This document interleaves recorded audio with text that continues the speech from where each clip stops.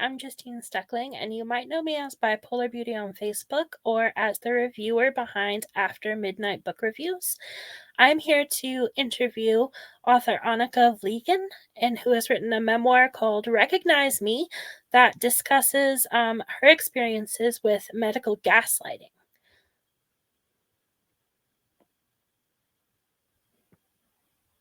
Hello. Hi. Hi. Thank you for inviting me on for this interview. I was so touched when you came up with the idea of us doing an interview. And initially we were talking about having it as a written one. And then it kind of rolled from there, didn't it? It wasn't intended to be quite like it is today. No, but I'm actually glad that it turned out this way, because I've noticed that a lot of big name authors get author interviews all the time, but independent authors, they rarely actually get the opportunity to be interviewed. Granted, my blog's not a huge blog, and even my Facebook following is not huge, but I mean, the video that we create today and the written summary that I'll create afterwards can be shared and shared and shared, and hopefully help get the word out about your book and everything that's inside of it. Thank you so much for that. And I'm really feeling that there's a community coming to life around the whole medical gaslighting story, the whole experience of medical gaslighting. And I find that a lot of people, when they write to me, their shame stops them from being very open about it. And people, I ask, can I use your story? Say, if I do a talk or something, and they'll say yes. And I say, do you want to be referenced, or would you rather have it anonymous? No, keep it anonymous. I've had people write to me and say, I'm not ready to talk about my experience, but I'm so glad that you are doing it, and you can be my voice for now until I find my own voice. And I think that's true for any kind of abuse, that it puts people in a corner of shame where they daren't talk about it. And if it isn't talked about, it's not going to change. So I'm really thankful for the opportunity that you give me to do that and to spread the word, so that people who are seeing this video might be touched enough to actually recommend it to other people. And there's ripple effects to what you do, and I really, really appreciate that. That's going to be a great help for me as well. I'm super looking forward to your memoir myself, because I'm relatively new to the chronic illness lifestyle. Okay. And I've only just recently started receiving my own diagnoses, and you and I have some overlapping ones. We So do. I'm really looking forward to reading your memoir and taking away some of the messages that you're putting into it, and being able to help others that are experiencing medical gaslighting too. Yeah. Because, and we learn from each other, and we grow in our ability to address these things when we team up and collaborate. So it's very important for both Yeah. of us. I totally agree that getting together raises our voice beyond. It's not just 1 + 1 is 2. It's the what is it? The sum is more. No, the whole is more than the sum of the parts. That's what it is. Yeah, I think that's how it's supposed to be. But what we wanted to mention to people, because I wonder if people are wondering how we've come to this setup, but the intention was to look a bit professional, wasn't it, originally? I told myself that before the interview, I was going to wake up and take a shower and do my hair and do my makeup. And I woke up in so much pain that I already knew instantly, pretty much upon opening my eyes, that that was not going to happen today. So I'm grateful that we found a way to make it happen. And I've just come straight from the GPs, as you know, because I'm dealing at this point in time with a different kind of pain, which was initially assumed to be a kidney stone. And I think most people, when they hear the word kidney stone, they know this is going to be a high level of pain. It's one of the things that people kind of know, kind of can guesstimate what that must be like. But I'm back in a situation where the symptoms are there, but nobody knows quite what is happening, and it'll be a long search and so forth. So I came back from the GP having done that, and normally that would be enough for a day. And I just get ready, get dressed, go to the GP, come back home. But somehow I seem to manage. I call it adrenaline. I have no idea what the real chemistry situation, but there's something chemical goes on when I have agreed to do something like this. I can manage it. For a while, there's a time limit really on what I can put into that. But I can do it. And my intention was to sit up in the front room where I've done the other podcasts, interviews, my own videos, things like that. Because it looks slightly more professional. I don't have the equipment, nor do I have the money to do this properly. But I still think it's better to do it like this than not to do it at all. But then when you said you were in so much pain as well, I thought, well, actually, this creates an opportunity to show people what it's really like. Let's do away with some of the optical illusion of living with chronic illness. And I mentioned this in my book as well. People see us, if we present ourselves like that, the effort that takes isn't really seen. And the human brain has so many protection strategies, and one of them is to generalize.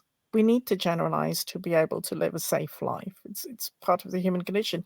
So they see us like that and they generalize it. They think, oh, well, that's what they look like. Well, they can't be very ill, can they? You know. And actually, I compare it to expecting a top athlete to run a marathon 2 days running, or 3 days running, or 4 days running being the word with a marathon. Nobody would expect that. They know that this is a one-off. This is something they've trained to for a long time and something they need to recover from afterwards. And for us, it's the same for something as simple as this. Especially if we do the showering and the getting dressed up for it and the getting the seating right and the cushions right and everything. So we just had a quick chat and said, what about just recording it from bed? That's going to make both of us more comfortable. And it's going to make it possible when we were actually at the point where it was either we cancel it and do it another day or find a better solution. And that is our life, isn't it? Really? It is. Every single time a social commitment comes up and I'm not feeling well, it's kind of a choice because, and I feel like if I can't put all that effort into looking well and looking healthy, like I shouldn't honestly go. And it's not that even that I necessarily don't have the energy to go, it's just that I don't have the energy to do all the prep work and go. It's one or the other some days. And That's right. it puts us in a difficult position with all kinds of things, friendships, relationships, family commitments and appointments and social obligations of all kinds for our community stuff. And we can appear sort of flaky if we do a lot of canceling. But then if we put on our best face, people tend to question, like, well, you look so healthy last time I saw you. Why is it that you're canceling all the time? Why is it that, and you can come out and you look perfectly fine sometimes, but then other times, like you say, that you're just like too sick or whatever. And I think what it really comes down to is, and if I'm actually there, I'm having a unusually low pain day. And you get to see me on my lowest pain days with the most energy and like the least brain fog, and you get that best version of me. But that best version of me occurs for a very small window of time in comparison to the days that I am too ill or in too much pain to actually get up and get out of bed and get dressed, let alone go somewhere and socialize. Yeah. And I've explained this to people as well, that the people that stay in my life are the people who can stomach the fact that I will make plans and I will look forward to them and I will cancel them if I need to. At least I've had the joy of looking forward to it and I can maintain that joy until it can actually happen. But 8 times out of 10, I may cancel. But the 2 times that it does happen out of those 10 times that I've planned it are they're a celebration just Oh, by the yeah. very nature of them being able to go ahead. Yeah. I mean, my best friend since about 13 years old. She and I have very similar chronic illnesses. And so we have the benefit of being like, yeah, I'm coming, but I'm coming in my pajamas, right? And Yeah. just kind of looking our worst and being fine with the fact that at least we get to spend time together. But there's a lot of judgment that comes from looking a mess from other people. And if you can't put that effort into looking presentable, people judge you. And it's like, do I want to be judged for staying home or do I want to be judged for looking a mess? There's really no winning. And it's another double and no winning is if you make sure that you do make the effort to look well, the assumption is, well, you are well. Mm. You're feeling a lot better. You're looking a lot better than you feel, and they will never believe what you say you feel if you look so well. And I had a conversation with a friend close to my heart who is very active in anything to do with equality and with diversity and all those kind of things, and is becoming more and more au fait with the idea of we talked about brain fog and word finding and having difficulties with it, didn't we? So this is a good example for the people watching. Hello and welcome to the world of EDS. Brain fog has a knack for stealing words right out of your head, and they're words that you use every single day, and you just cannot, for the life of you, remember the freaking word when you need it. It's really Yeah. frustrating. Anyway, where people with disabilities are not accepted, there's a word for that. Maybe you can find it. I can't at the moment. Against Yes. Discrimination against. There's a word for discrimination against disabled and chronically ill, but I can't think of it at the moment. ableism. Ableism. Thank you. That We was did it. Combined brain cells. It would have been like at 3 o'clock at night. I'd wake up thinking, ableism. Why couldn't I think of that? That's always how it goes. Yeah, and so she's very au fait with all that, and we were talking, and I was saying how I'd seen somebody I hadn't seen for years that was a common friend for the two of us, and I said, and he said I looked really well, and I went on to say, really, that's not an ideal thing to say to somebody who's chronically ill, and she was really surprised. She said, oh, I really thought it was a kind thing, a good thing to say, tell me. And she really wanted to know. She's that kind of person.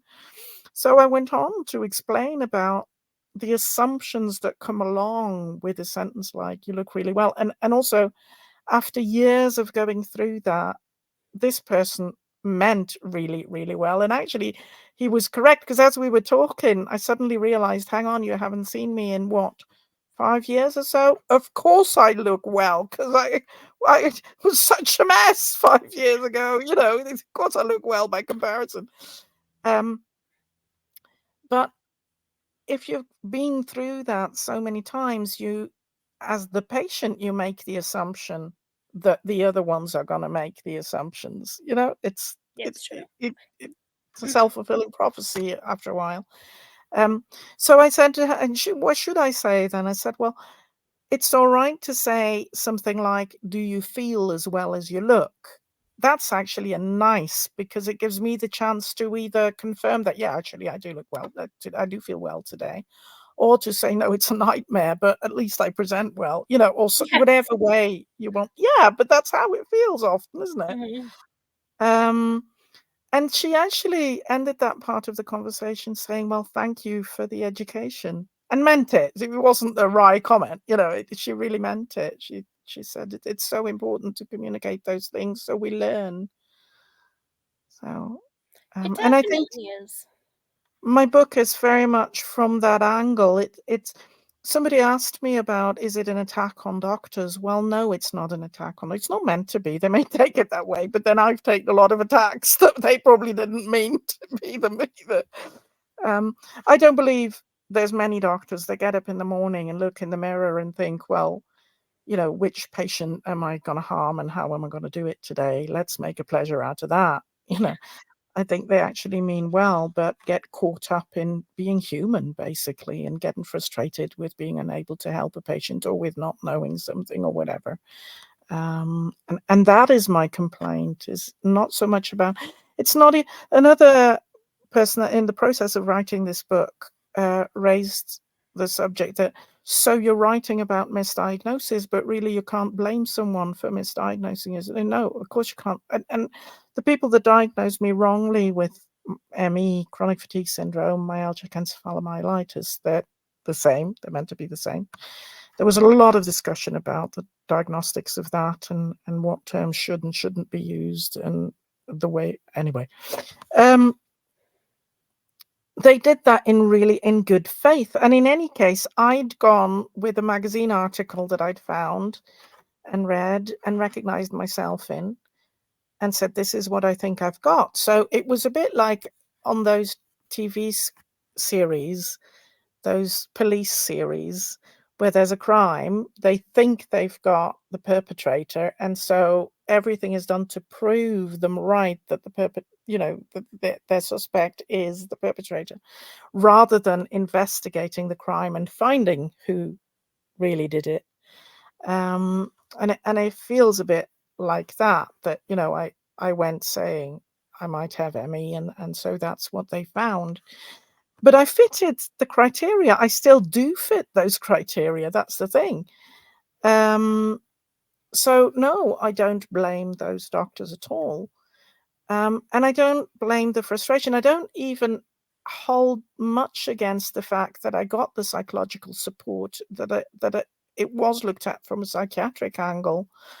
Where I do draw the line, and that is my complaint, is when it becomes a finger pointing, a victim blaming, when it becomes you're only ill because this is everything you do wrong. You exaggerate, you invent, you want attention, you're like being dependent, go on and on and on.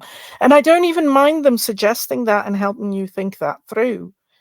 But when it becomes that I give you every logical reason to prove that it's not the case, and your answer is that I'm in denial, it's like the stronger I prove to you that you're wrong, the more I prove to you I'm in denial. That's where there's an issue. Yeah, and I'm really hearing what you're saying because I personally have been diagnosed with schizoaffective disorder, the bipolar type, Yes. for a very long time, since I was like 14 or 15 years old. And Whoa. when I first started experiencing chronic illness symptoms, which really wasn't that long ago, it was 2022. When I first started experiencing those things, it presented with severe vomiting first. I was vomiting like 3 or more times a day, every single day. And then I was starting to develop muscle and joint pain at the same time. Okay. And the primary care doctor that I had at the time kept telling me that it was like because I was too anxious and I was depressed because of my psychiatric medication, and basically avoiding running any tests or like Exactly. referring me to any specialists until I actually insisted on it. It got Yep. so bad that I had to have my psychiatrist call my primary care doctor to insist that she do things and he was saying, none of this is related to mental illness. And I really hate that that is such a common experience. And it's Yep. common for people who don't even have a history of psychiatric disorders. They're already Exactly. like assuming that it's because of an undiagnosed anxiety disorder or something like that. And it's Yep. really not within their specialty to make mental health diagnoses. And so they really shouldn't be ruling out possible medical conditions on a psychiatric basis, especially not if that person's mental health provider is there saying, no, it's not a mental health condition, Right. or their loved one is there saying, like, no, she's not making this up. I actually witnessed this. This is something that she goes through. And I used to really beat myself up because I would be like, maybe I'm looking too well, like we were talking about when I would go to my appointments. Like maybe I'm trying too hard to make myself like look healthy. So then I stopped doing a lot of the personal grooming beforehand. And they were like, oh, it looks like you're getting depressed. Like, Yeah. there's no winning. Yeah. And it doesn't like it seems like you had a little more medical consideration before they went the psychiatric routes. And with Yeah. me, they We're the went other way straight around. psychiatric routes. But either way, it's not a good thing that they're exploring every possibility but the ones that they are actually able to test for and diagnose themselves. And I think it's telling that it was my endocrinologist who I had an ME diagnosis, which basically meant it was my own fault that I was ill. And I stubbornly stuck to wanting to be ill, and more of such. Yeah. And I was really at death's door when it was discovered that I don't produce enough cortisol to actually keep myself alive. So, and we now know that that's a tertiary condition. It's a tertiary adrenal insufficiency, which means that it's actually the result of some of the treatments I had, which must have contained cortisone in my younger. And I'm of a generation where if you had an itch, you got a cortisone cream, and if you had a cough, you got a cortisone syrup. So I'm not at all surprised. And again, there's no blame there. That was what was given in those days for those conditions, with the best of intentions. But so that's how an endocrinologist came into my medical history path. And it's telling that it was him who ended up prescribing the MRI for my lower back pain. And we were mentioning to each other about the lower back pain before. It's one of the things we've got in common.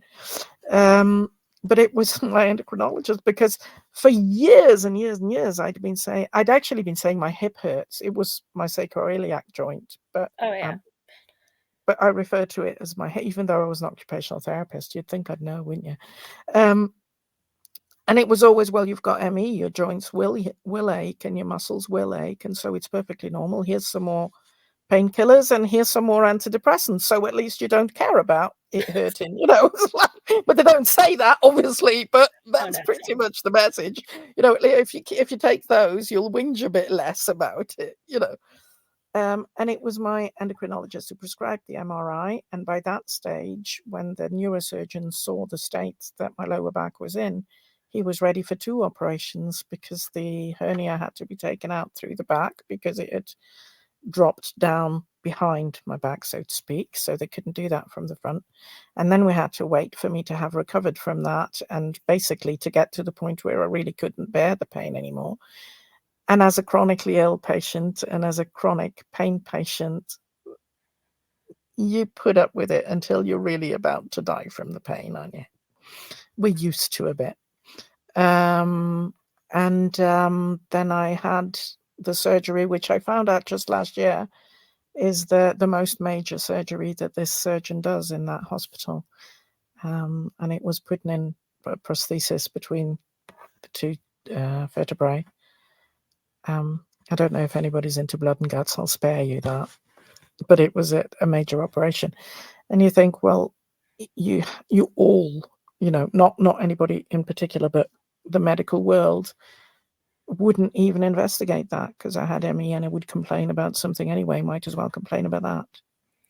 Yeah, we're not complaining about the fact that we weren't diagnosed accurately the first time, or the fact that it took a long time to get diagnosed, so much as the fact that we could have gotten diagnosed a lot faster if doctors had actually listened and not dismissed our concerns as something else.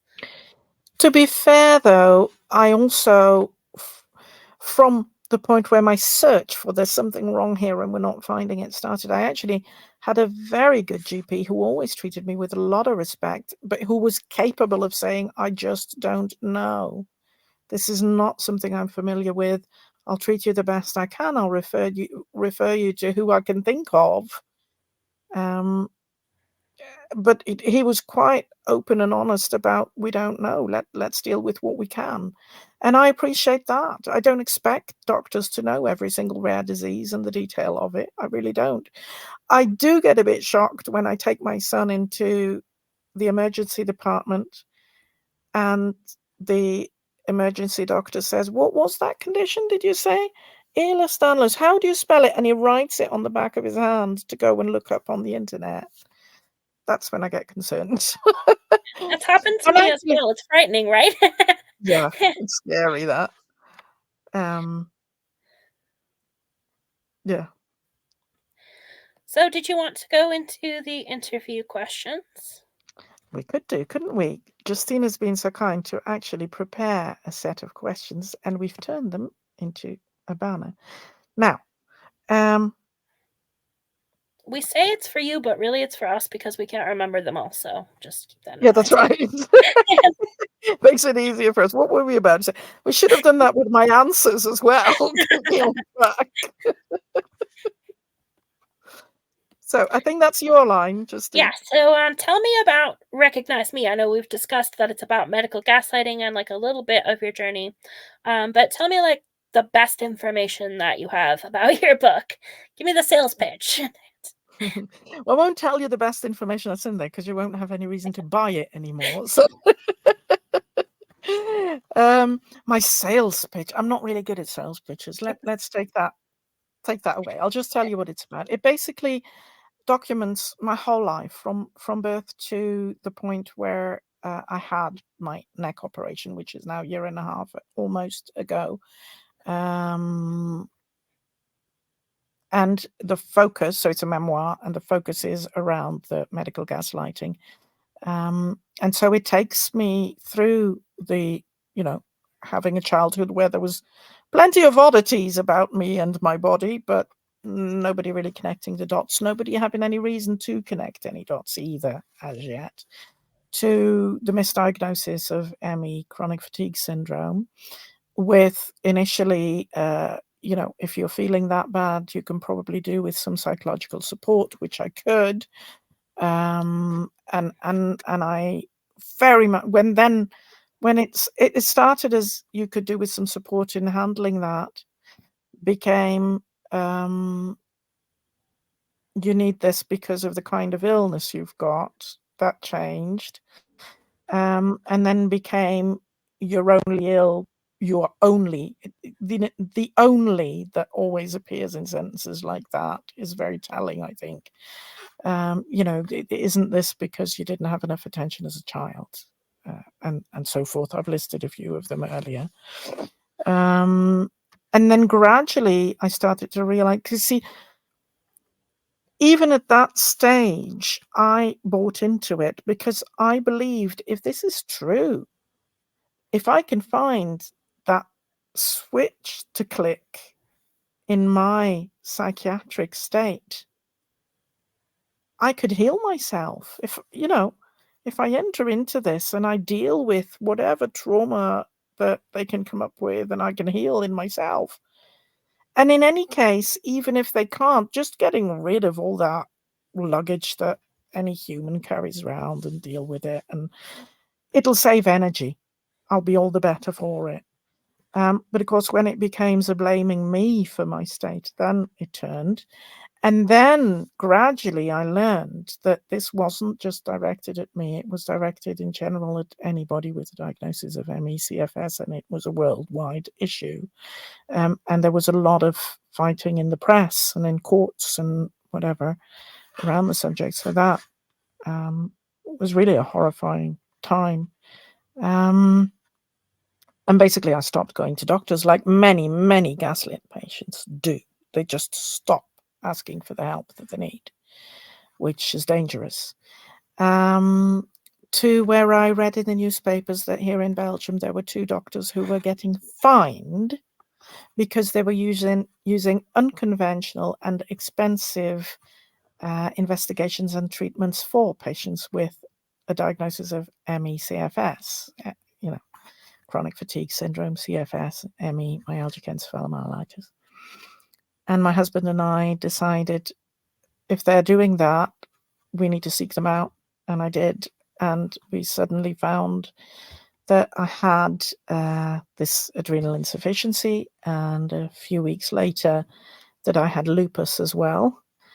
And it was still a good few years before I had the pieces of the puzzle really fell into place when I had my diagnosis of Ehlers-Danlos syndrome, EDS, which is actually something you're born with, and I was in my 40s by then.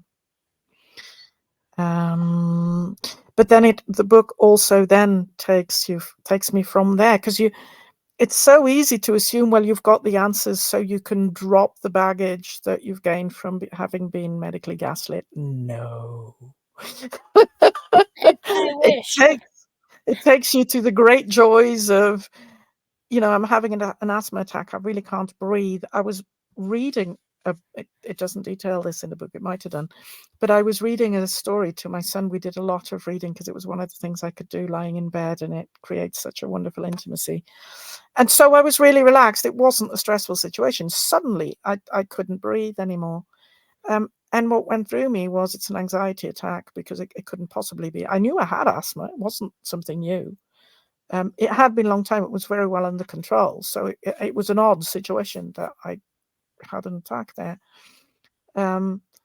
But I was like, this has to be an anxiety attack. And if they take me into hospital, they will say it's an anxiety attack. So I might as well not go. I'd better not go, because it'll make me look bad, because now I have some proper things in my medical file and it'll make them invalid. And, you go through all that, because it's how I'd been programmed for over 20 years.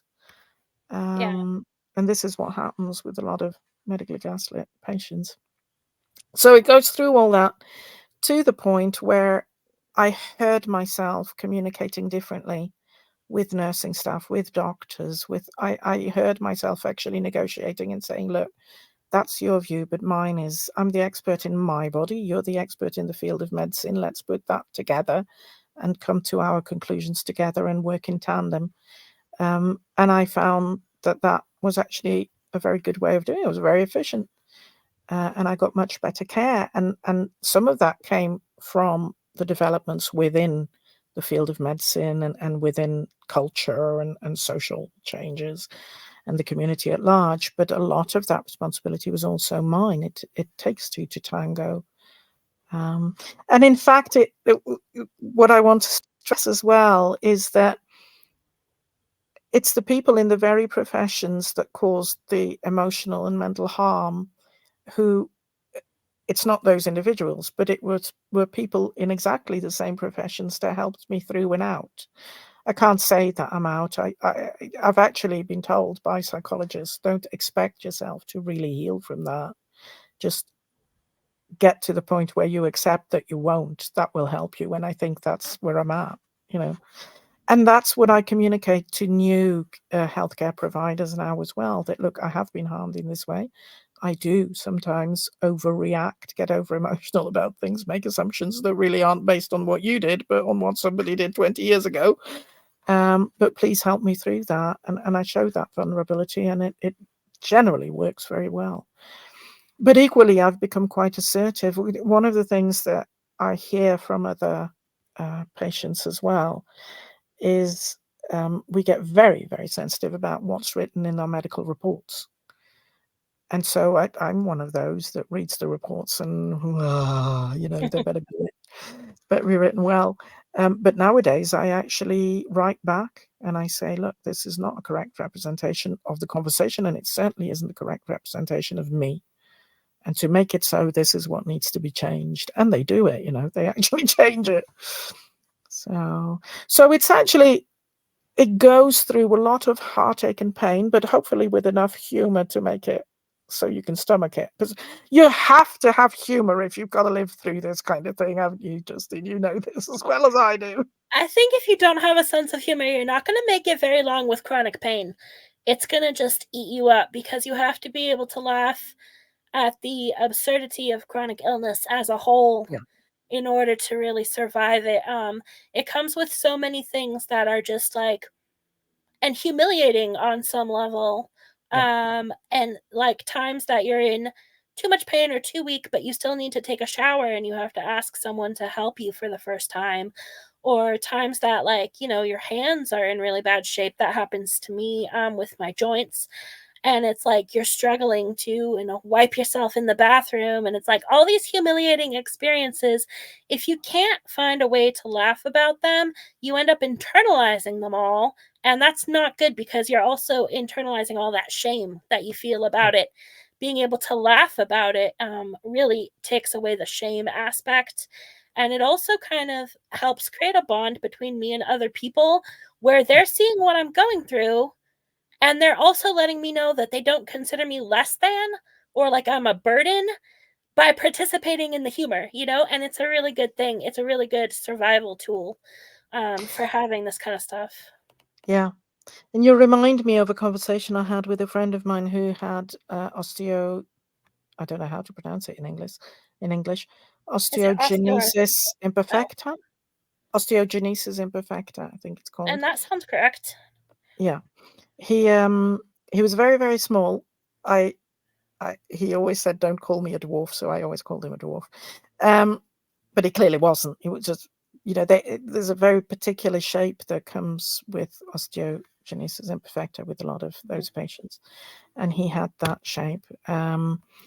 And he broke easily. It's brittle bone disease. It is often what it goes by, but in layman's terms.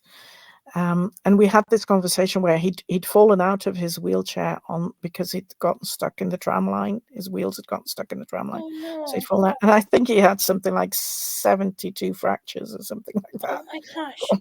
Something like that. Really crazy that was normal for him. I mean, we're lucky to have EDS, believe me. There's Um, definitely worse things out there.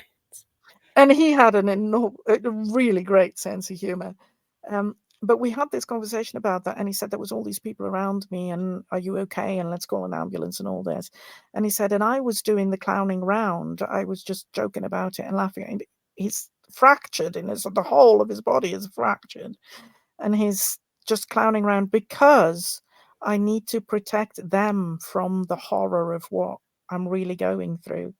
And I think often that's what we do. We automatically go into humor mode, not only to protect ourselves, but to protect the relationship. Because it's the same reason why people, when they start crying, they apologize. I'm Mhm. like, if you cry in my presence, I'm happy to hold the discomfort. I'm pretty sure you're in a worse state than I am by the sight of you crying. You Yeah, know, the reason, and it's that same thing that we need to protect others from the discomfort of the hell that we're going through. that's very true. And I like that your book is kind of about your entire evolution, because it sounds like it goes, like you said, back to your birth, and then kind of like how the signs were there, and then the medical and psychological impact are discussed, which I imagine impacted pretty much every area of your life between the two. So it really is just like the entire story of you up until about a year ago. And that sounds like a massive undertaking. It must have been really hard to write all that out.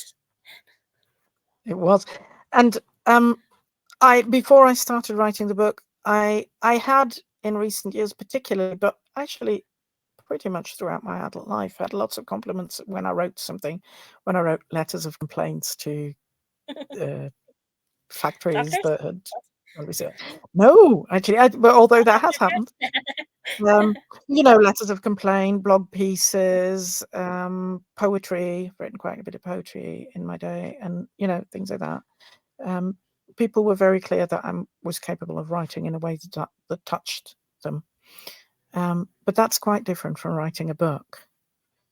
So I went and looked up on the internet how do you ensure if you start writing a book you actually finish it, and what does it take and stuff like that. And one of the things was the first round of writing a book is actually info dumping. It really doesn't matter whether it's written well. It needs to be there, because if you let the thought of having to write it well immediately stop you from writing, there'll be nothing there to correct anyway, and you won't have a book. So just dump it and then go back to it and rewrite it. Now, I had read that and I had internalized that, and it did make me write that first draft. Whenever I got stuck, I just thought dump it, and Hmm. just carried on, just as clumsily as it came out. It came out, at least it was there. I would be able to go back to it, because that was the other thing. They said, don't edit as you're doing the info dumping, because you won't get past the editing. You'll keep going back and correcting and correcting and correcting. You'll never get past chapter 1. So I had to just learn to dump and let go all the time. And I thought I'd written the best book ever when I finished that first round, until I went back to the front and started And had reading to look through at it. it again. Imagine my shame. Yeah, it And was as an terrible. author myself, I know the shame. Yeah. It's really hard for me as a perfectionist to not go back. Um, And when I do finally go back after the draft is done, I tend to be murderous on myself, really. I tend to be very hard on myself, Yeah. and I want to just take a red pen and like slash that to bits. Yes. But I do try not to do that. So I'm glad that you have your finished product, and you said that it's going to be released next month, correct? Yes, it's going to be released on. It's a very special day for me. It's the 15th of May, is the 18th birthday of my son, who Oh, shares my diagnoses. Not of MECFS, thankfully, but of EDS, of adrenal insufficiency, of dyspraxia. Actually, I haven't got an official diagnosis. He does, but it's very clear that I'm as neurodivergent as he is. So it's his 18th birthday. So in theory, he's flying the nest. Of Vliegen is flying. So, and my new baby can set off. But also, it's the middle of International EDS Awareness Month, mhm. May every year.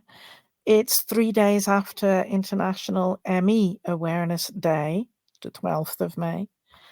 And I believe April is the International Awareness Month for adrenal insufficiency.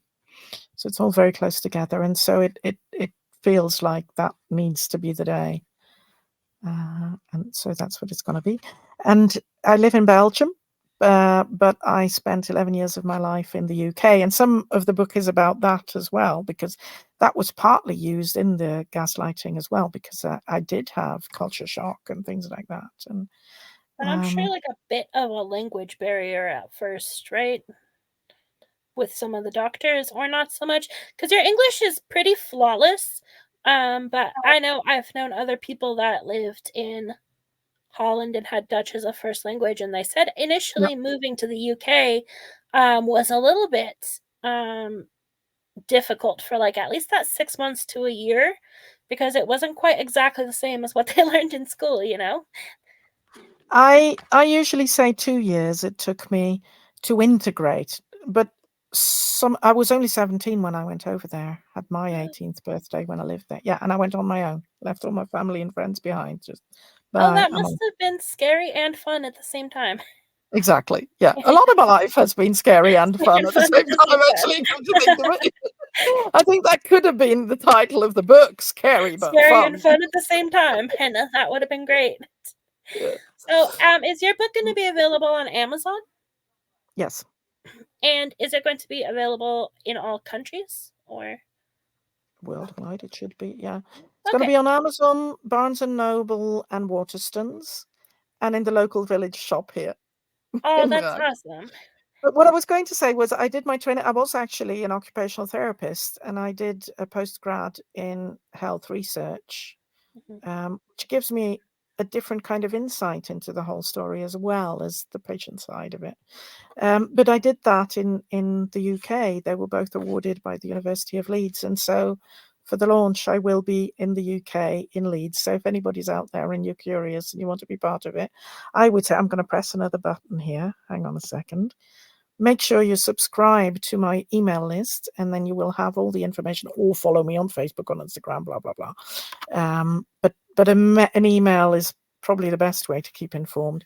And if you already know that you would like to be present at the book launch on the 15th of May somewhere in Leeds, let me know,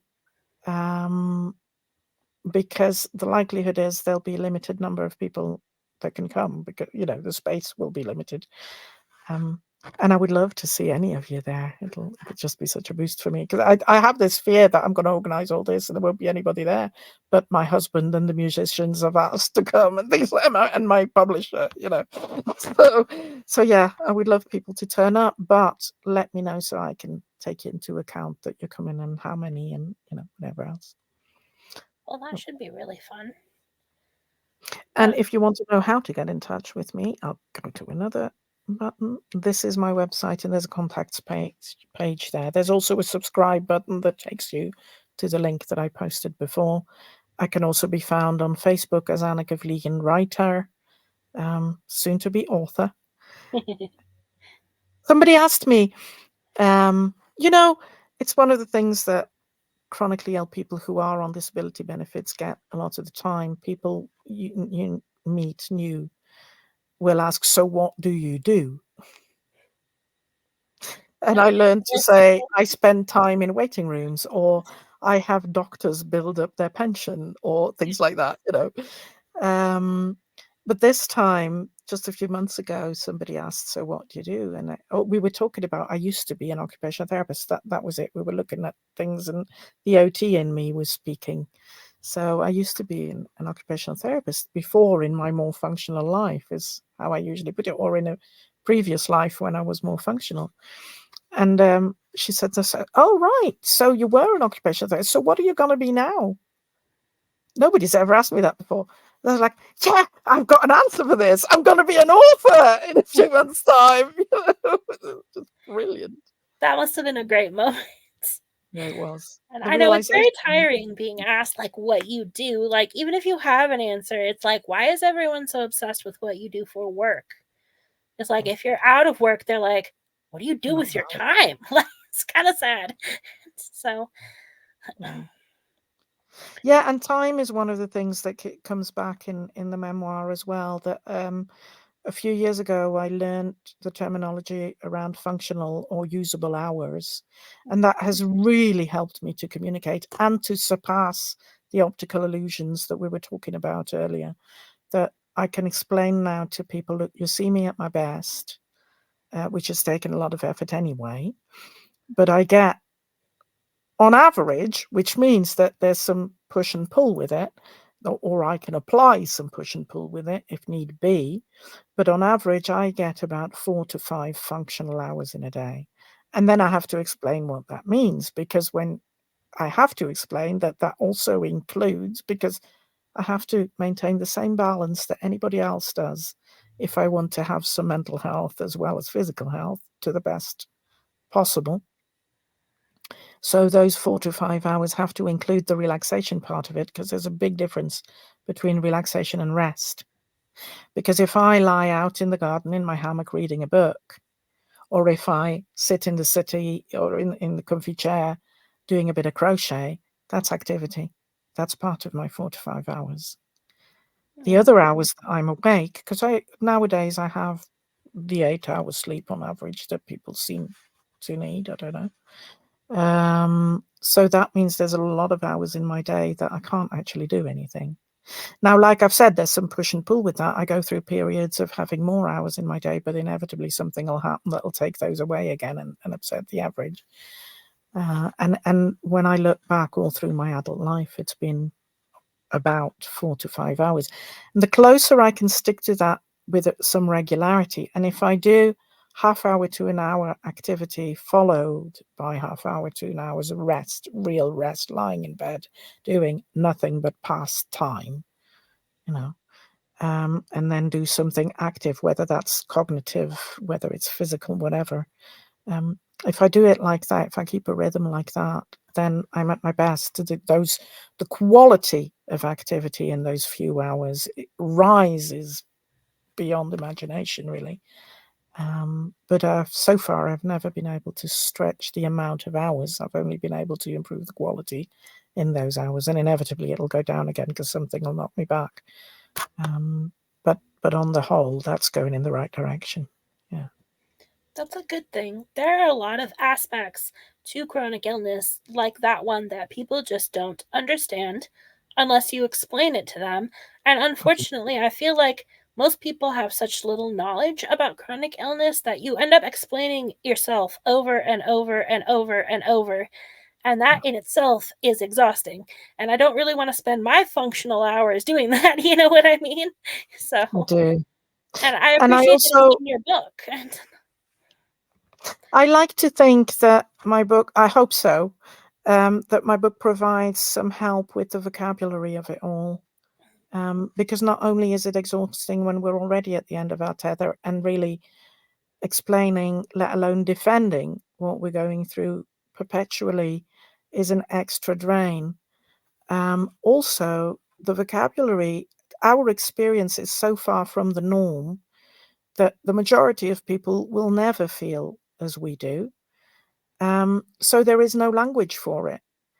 And somebody pointed out to me just this last week how she'd done a bit of she'd never heard of EDS before she met me. So that's just over a year ago.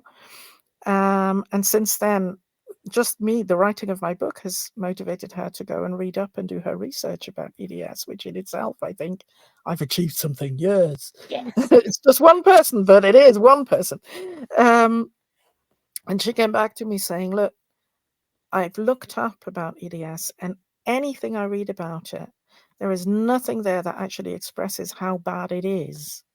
The language that's used should be a lot stronger. And I explained that among patients, we do use stronger language because we understand what it means. If I say to you, Justine, that I was awake for most of, not this last night, but the night before, I had like 2 spells of an hour and a half sleep because it was just painsomnia. I don't need to explain that, do I? And if I then go on to say, and during the day, I suddenly had some coma sleep, you know exactly what I mean, don't you?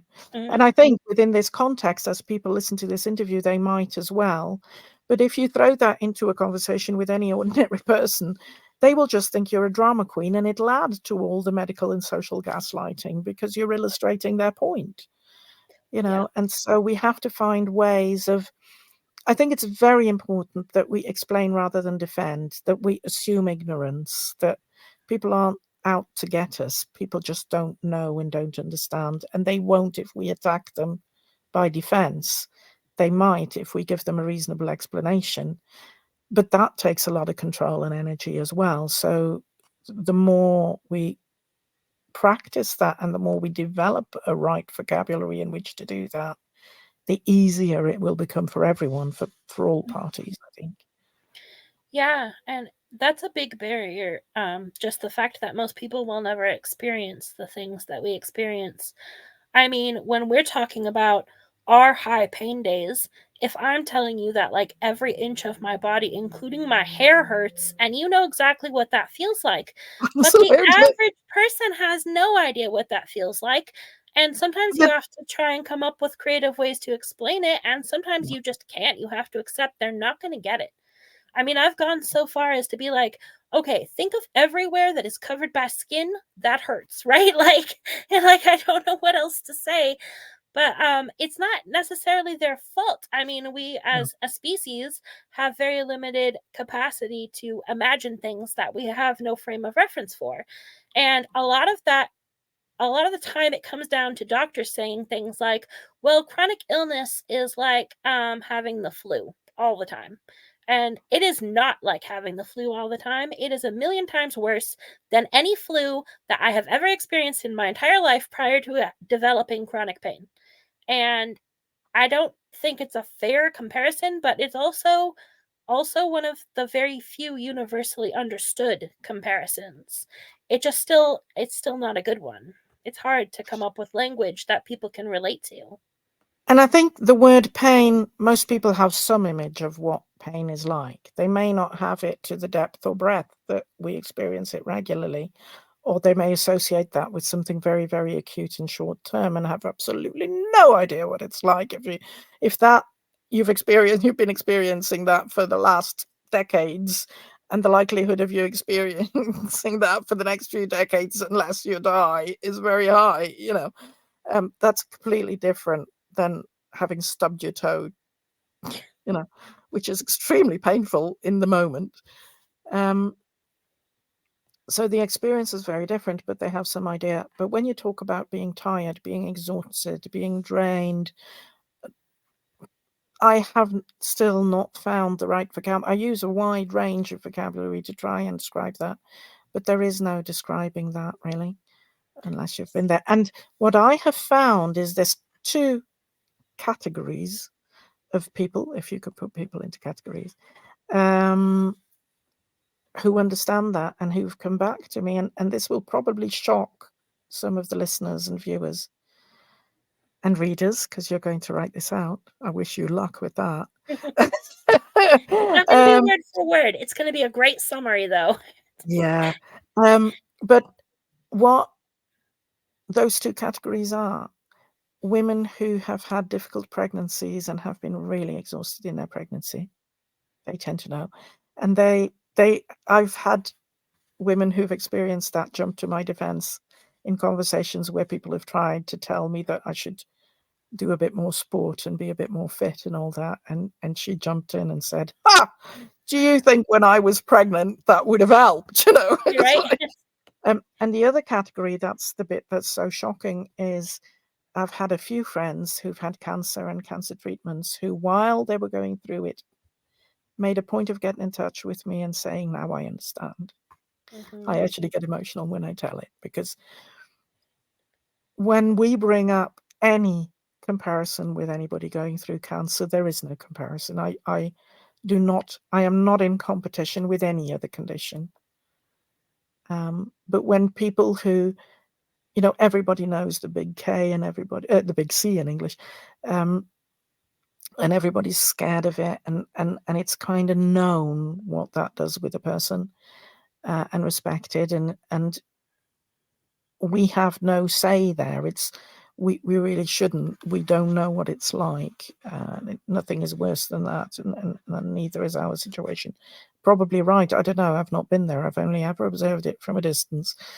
But as I say, more than one cancer patient has been in touch with me and said, "Now I know. Now I understand."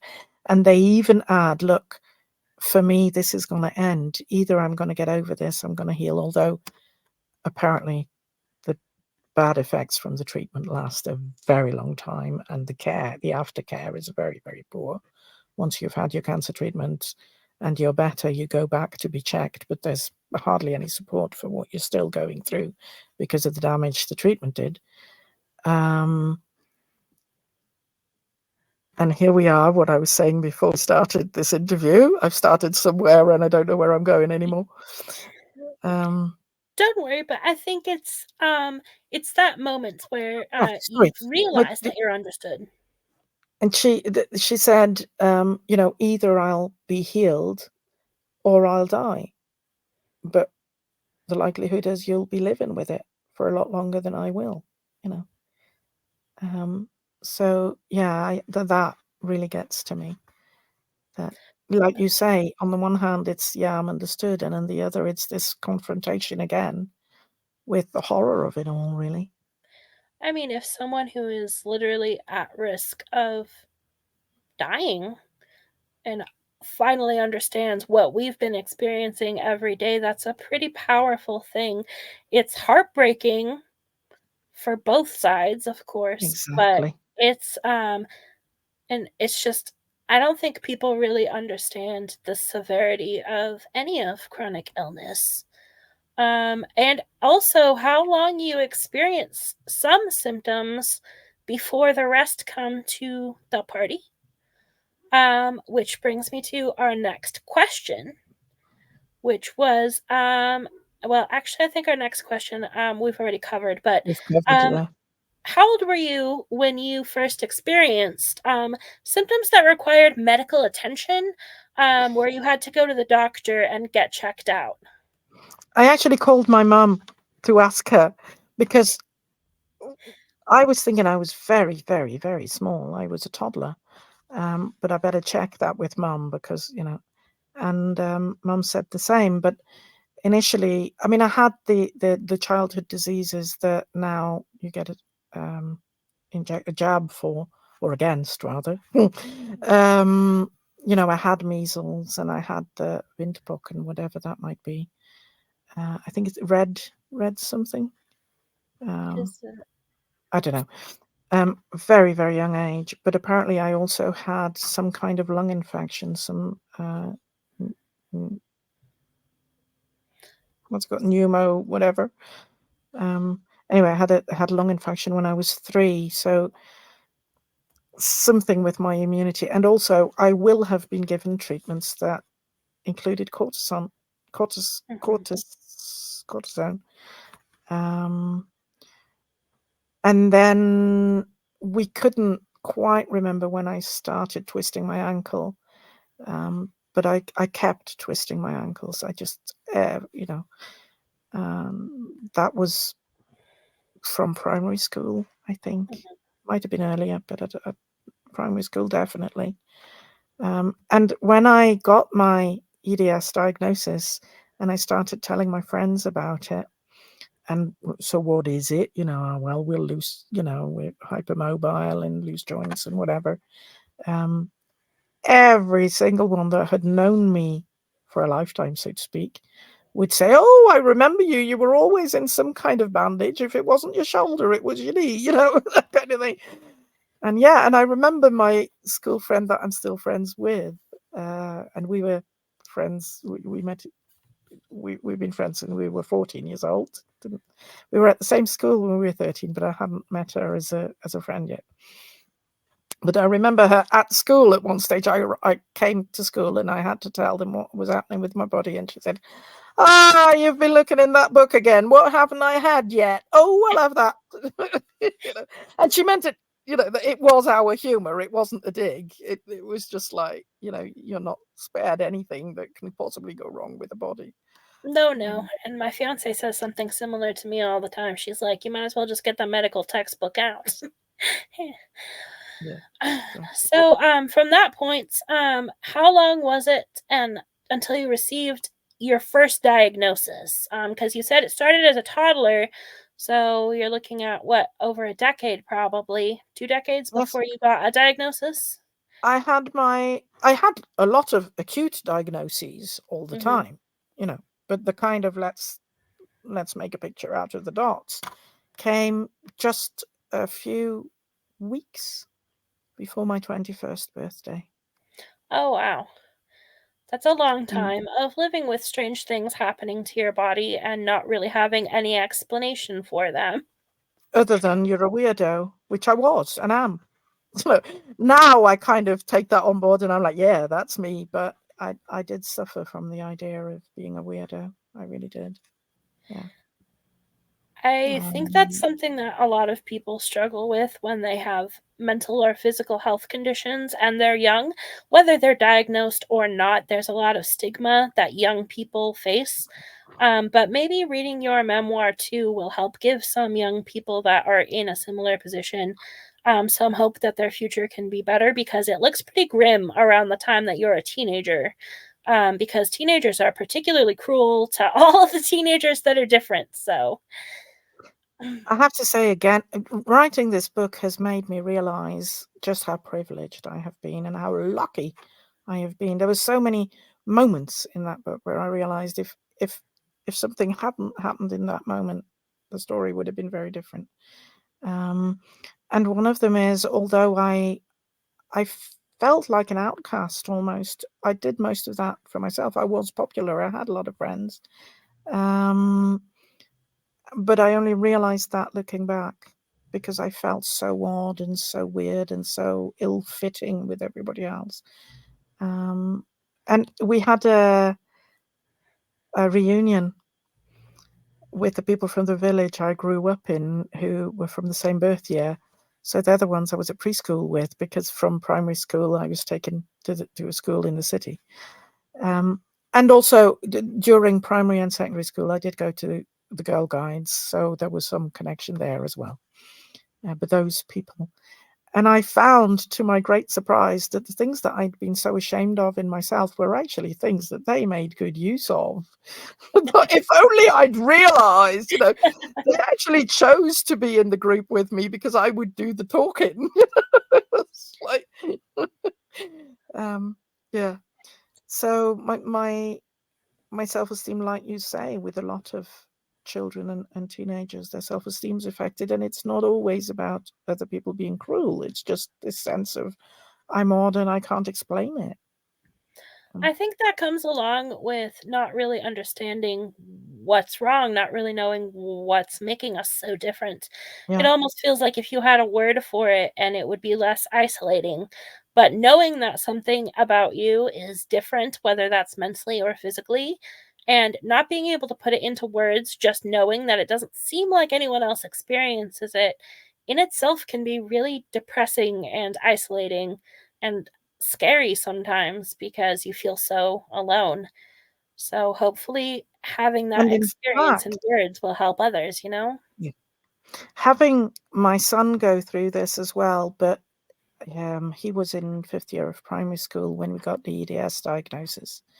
And the EDS diagnosis made a lot of difference in terms of how we communicated, much more so than the adrenal insufficiency one, which both of us had now for a few years before the EDS diagnosis came in.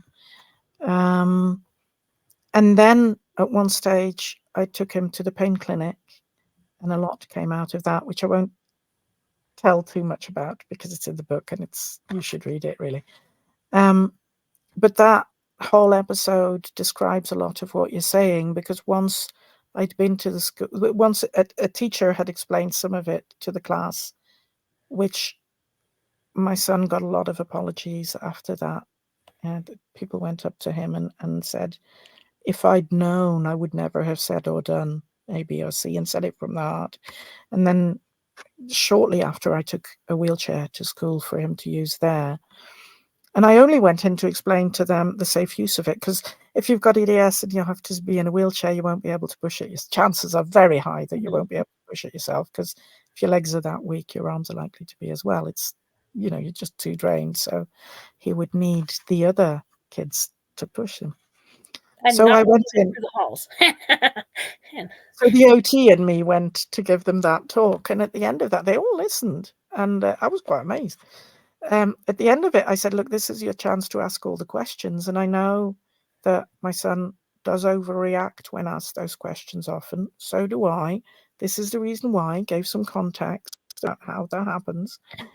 And I said, I'm here. If he has an issue with it, we'll deal with it afterwards. Just ask what you want to ask. And they did. They were so open. And they were so open to the answers as well. And it just made the world of difference. It really did. For me as much as for him, I think. Yeah. it probably really helped that you were able to relate to his experience and relate that experience to these other kids.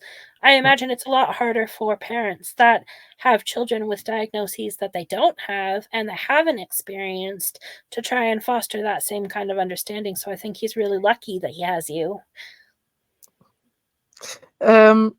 But just imagine what it must have been like for my parents as well, because there was no explanation. And then when an explanation came, it pointed the finger at them, because they had been lacking in the attention that they should have been giving me. I mean, it was just so painful for them from all sides, as far as I can see. Yeah. Because they did. They took me to doctors. My parents, again, one of these things in which I have been blessed and privileged. My parents always, maybe not literally, maybe not in words, but in everything they did, gave me the very clear message that they believed me and that they believed in me. And that's a That's an very amazing important. thing. Yeah, it really is. And because they did, and they did it so obviously and loudly and clearly, even without words, did it obviously and loudly and clearly, it meant that the whole entourage did it as well.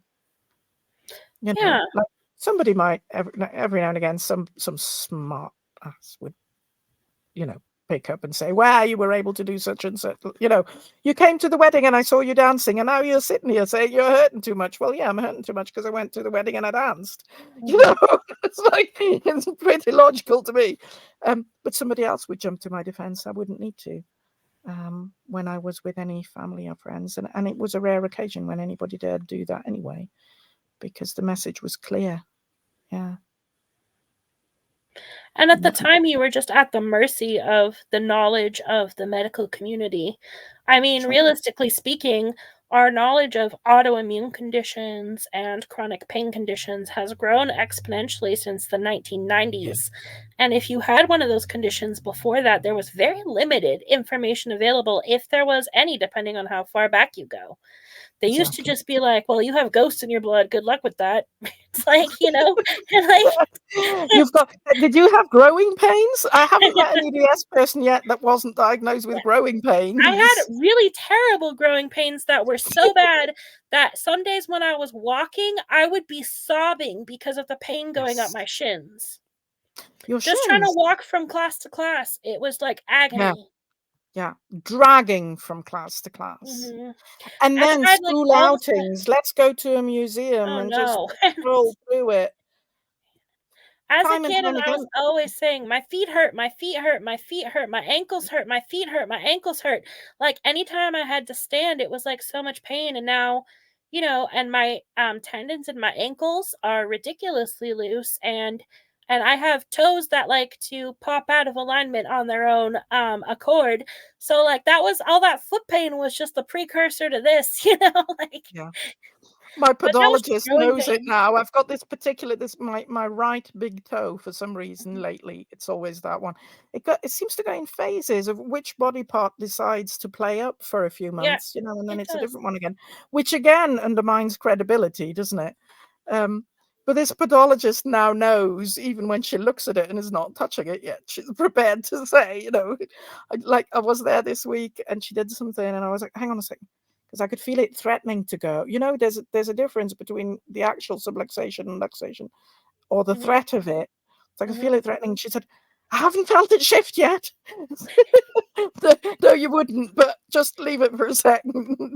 Yeah. Would you like to hear a funny story of mine? Yeah, I haven't actually been diagnosed officially with EDS yet. It's been very challenging getting the referral to a yeah, geneticist because, as you know, but probably not everyone does, the hypermobile EDS is a diagnosis of exclusion. So you have to be tested for all the other types of EDS before you can receive the hypermobile EDS diagnosis in the United States. yeah. Not here, not yet, And you have not to be yet. They'll screened by a probably invent that. geneticist for every other type before they'll diagnose you with the hypermobile EDS. So I've been In having a a way, lot of that's not a difficulty bad getting, thing. huh? It's not a bad thing because you may have one of the rare types, and you would need to Exactly, know because those have severe complications. exactly. But I think it's a good thing. It's just that, and the geneticists never want to test you for it unless you've been evaluated a million times for hypermobility and stuff. But anyway, I had no idea that I was hypermobile until about a year ago and nobody had ever pointed it out to me. So I was swimming in the pool and I shifted from like swimming to standing, and one of my toes and popped out of alignment. It subluxed basically, completely out, and I had to hobble my way to the stairs and try and relocate my toe. And my fiance is like, "What are you doing?" And I'm like, "Oh, my toe just popped out of alignment. I have to just put it back in real quick." And she was like, "What?" And I was like, "What? That It's doesn't happen normal to for us, you? isn't it? That doesn't happen to you?" And she's like, "No, why does it do that?" And she was like, "I think you might be hypermobile," because she has friends with EDS and the Ah, HEDS. And she was like, "Can you do that weird thing with your thumb?" And I'm like, "What weird thing with my thumb?" this weird And so it's thing. this weird thing with my thumb, and Yes, it can it's go all with the way their to touch hands. my Do arm. it on Also, camera. It's and my difficult to do on fingers, camera. and I'm trying to do it, and they bend back like this, and they're not supposed to do that. My hand is upright, and my fingers are not. Yeah, mine So don't like go quite so far anymore, but they do a bit. So I was showing her all these things, and she's like, "That's so freaky." And I'm like, It's "You mean your not. fingers don't do that?" And she took her finger and she pushed it, and it was like this far back. That was it. That's like as far as it goes. It's like a mild angle. And I thought Yep. that that was just absurd because it had never occurred to me that I was hypermobile before. And then I was like, what else can I do, right? And I can still, despite all my chronic pain, I can still lean forward enough to put my palms flat on the ground and That's even one I bend my lose. elbows a little bit. And like that's not normal for someone of 33 years of age either. So I learned that because of my fiance's horror that I'm hypermobile, and that's what kind of started the conversations with the doctors about Yeah. my hypermobility. When I was evaluated by rheumatology, she was like, "Yes, you need to be sent to genetics to be tested for EDS." But that was like 6 months ago, and I still haven't been able to make it happen. But that Terrible. moment of you should have seen the look on her face, Annika, when she saw that my toe had like popped out of place. She was so freaked out, and I thought it was like something that just happened to people.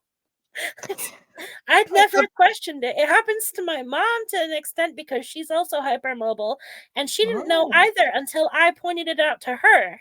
interesting. Yeah. We But both have your chronic story pain. about the swimming pool reminds me of something that's funny to share as well. Because, I'd been info dumping and then I'd gone through the draft and rewritten it, restructured it a bit, Again, I thought, this is it. Nobody will ever find anything that needs correcting in here anymore, kind of thing. So I sent it out to my beta readers and I sent it to my publisher, who had a read of it and gave me her feedback. And there's a part in it where I describe that I go to the swimming pool and I swim and I sublux a rib. Right? You know what I'm talking about, don't you? You I do. read that, Yes. you know what I'm talking about. I get feedback which says, how did you sublux a rib? And I'm like, you've just read it. Interesting. And I was swimming. I was in the pool. I was swimming. I sublux a rib. And then I was thinking, why does she write such a stupid question? It's all there. She's just read it. Then I'm thinking, well, hang on a second. For normal people, that's not a stupid question, is it? that's not an everyday experience. Maybe I need to expand a little bit here. It's very funny what we've kind of learned to normalize because, these are things that would horrify other people. Apparently, dislocating a toe is a big deal to most people. So then, This physio in hospital once, he must have been just qualified. He was such a young thing.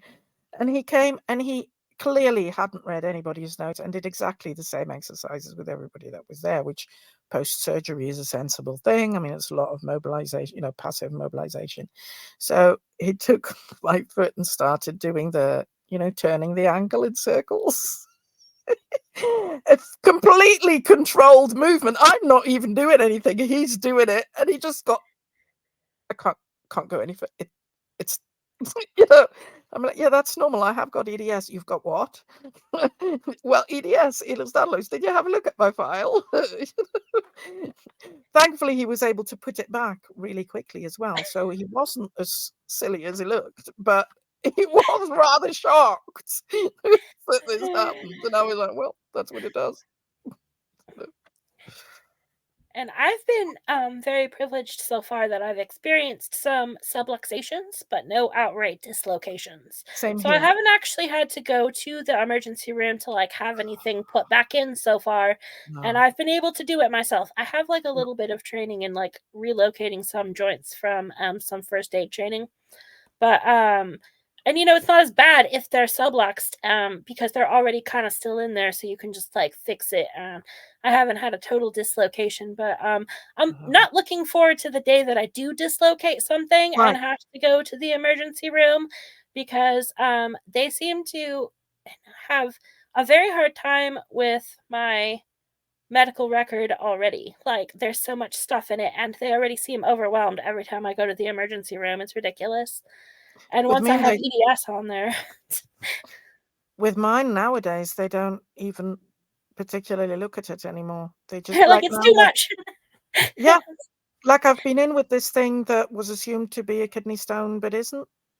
As Mhm. in, there is a stone there, but it's not doing anything nasty. So something else is causing something that feels like passing a kidney stone. Like, great.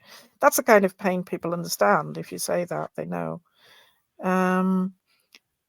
And I kept saying yeah, but I've got adrenal insufficiency and I've got EDS and you need to take that into account. And they're like, we're looking at the kidney stone. We can handle that. Yeah, and nothing can be done. We don't have I don't know what your other Until we issues really are, have I don't to. care. Yeah, And we're looking until for we a kidney really stone. have to, let's leave it at that. Yeah, so but, kinda this is a good chance to segue into people who are, starting to go through the process of figuring out, what is going on with their bodies. What advice do you have for those people, with all the experience that you have under your belt talking to doctors?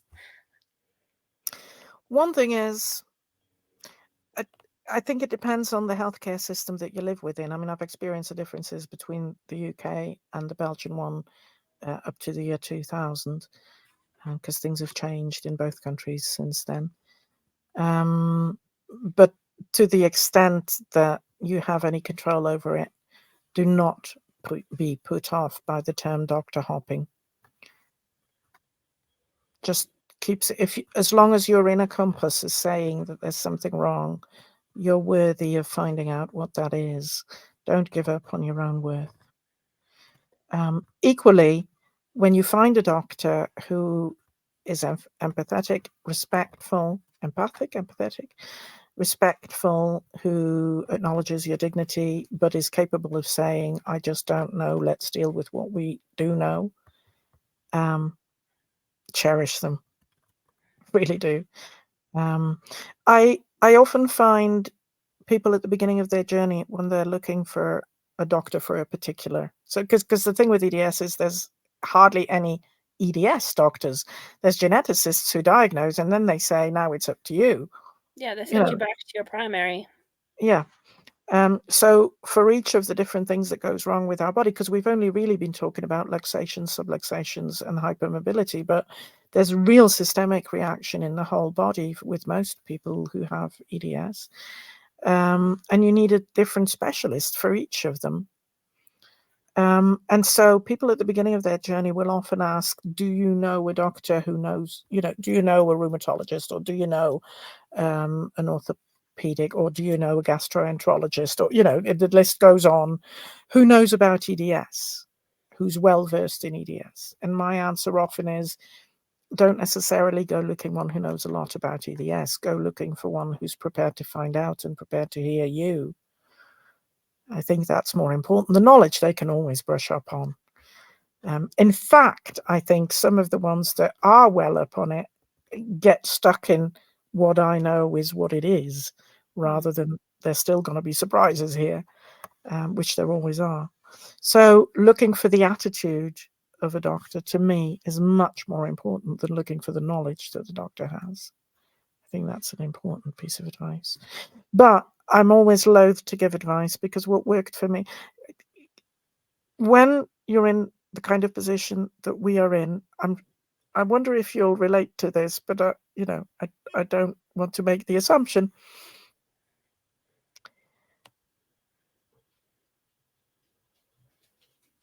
Where did I start? We go again. When you're in the position that we're in, with chronic illness and doctors, I'm assuming. Yeah. It's all right if it's gone. I can talk for a moment while you think. I'd And better I not would, think. You talk for a moment and it'll come if I don't think. Yeah. and I Or would not. say, and for me, it's really important to let people know that chronic illnesses, they like to hang out in groups. They like to come together and bring friends to the party. So if you have one chronic illness diagnosis, it's extremely likely that you will actually, throughout your lifetime, end up with several more chronic illness diagnoses. And that's why what you said about not always going to someone well versed in one specific condition is Okay. really advantageous, because if they're automatically attributing everything to, say, EDS, and they may miss something else. For instance, my EDS has a lot of GI involvement. I Yeah. have a lot of symptoms in my stomach and in my intestines that are Yeah. from EDS. Same But here. at present, they're also actually evaluating me for Crohn's disease, because not all of the symptoms that I experience are typical of EDS. So it's really important that you have providers that have a good foundation of knowledge that can look at possibilities aside from just your one diagnosis. And they always bring friends, and like, I have fibromyalgia diagnosis already.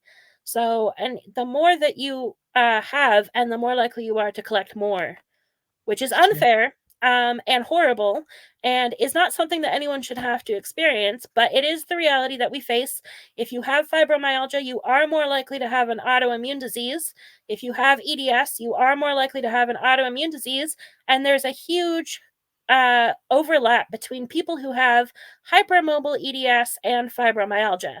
There's a significant portion of people with both have both. There's an overlap there. That didn't make sense, but it was close enough. I'm sure it makes sense to the listeners. Hope you're still there. Hello. Yes. But Yeah. and our last question was basically if there was anything that you wanted to say to the medical community at large. Because we addressed the fact that some doctors might actually take this as doctor bashing or being overly critical of the medical profession or not understanding how challenging it is doing things like diagnostics. But I don't think that's what you're actually saying in your memoir, Mm. and I wanted to give you an opportunity to be like crystal clear on that. I think if there's one thing I would beg of doctors, it's some humility. Doctors are in a position, doctors and therapists and people in the healthcare, but particularly doctors are in a position of authority. They are, rightfully so. They do have power over your body and mind to some extent. And I grant them that, and it's a big responsibility. But when you don't know, you don't know. And science does not have all the answers. Science is there to ask questions. And I was delighted before, and I think my doctor was a bit shocked because, I came from the GPs before we had this started this conversation.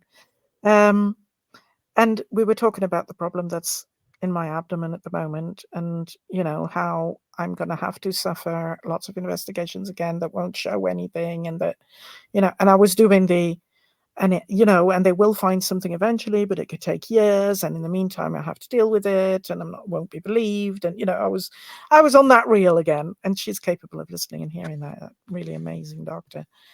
And I said at one stage, in the past, this particular medication helped, and the thing that caused it wasn't really investigated because it was helped anyway, so why investigate? And I think that it might be the same thing happening now, just all those years later. I'm talking 25 years ago, something like that.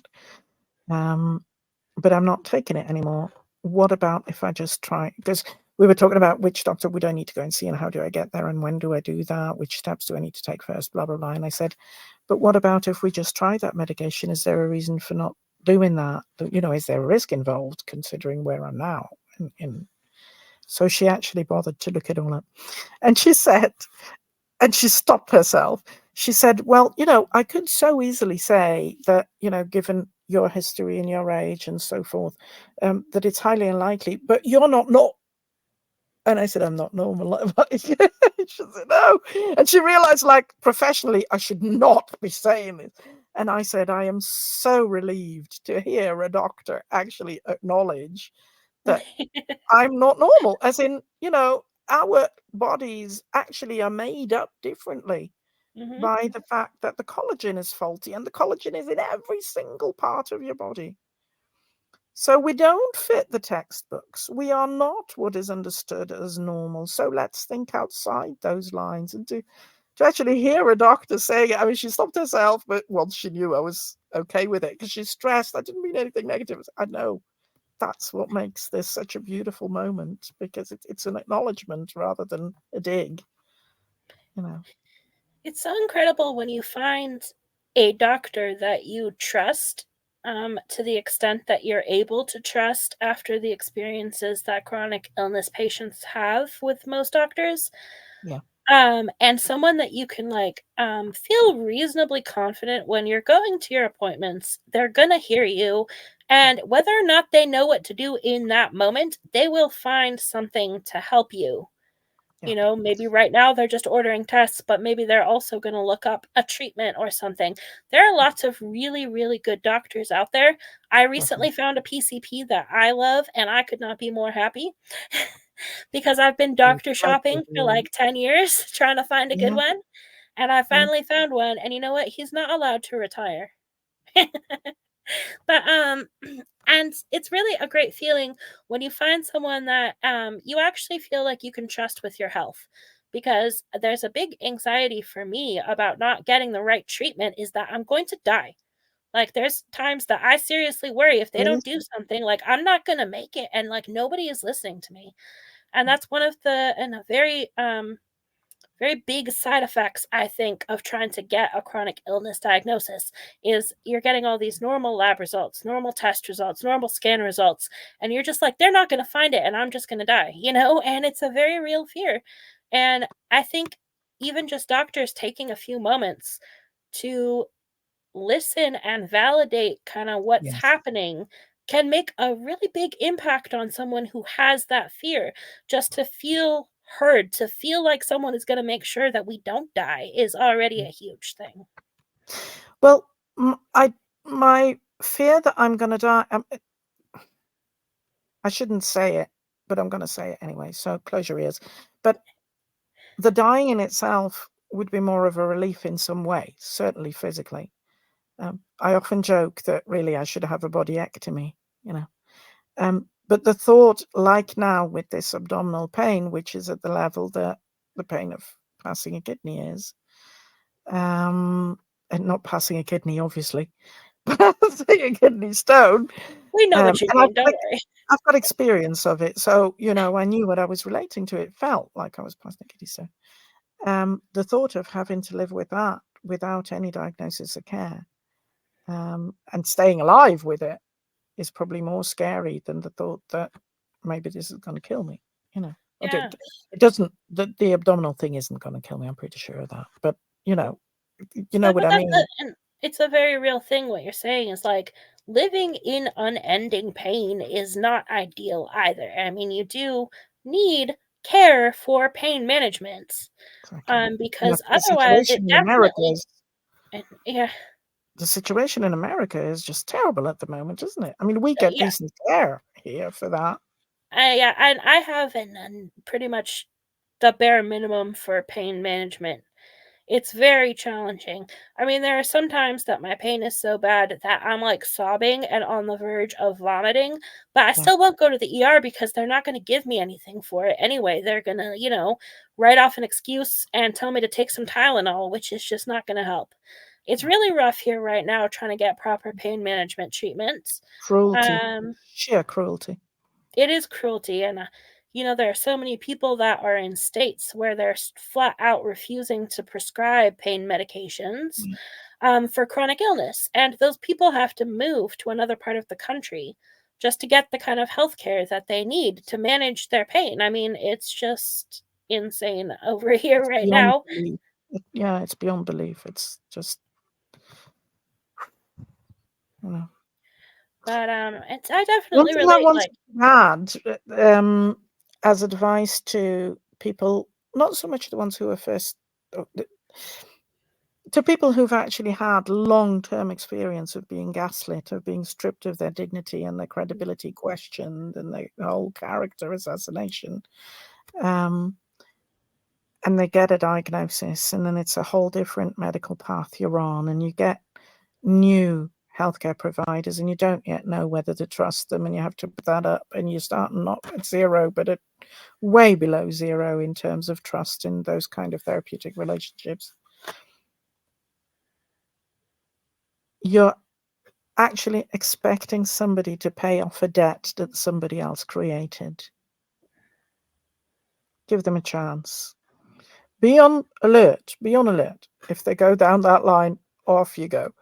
But as long, start from zero. Don't start from below zero. Start from zero with them. Give them a chance.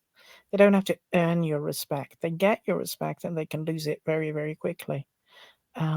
But expect to be respected as well. Because you had the question about what advice to patients, what advice to doctors, but there's something I would like to say to the general public as well. Because when I come up talking about medical gaslighting, I have this sense of there's a lot bigger problems in the world and more important and more urgent problems in the world.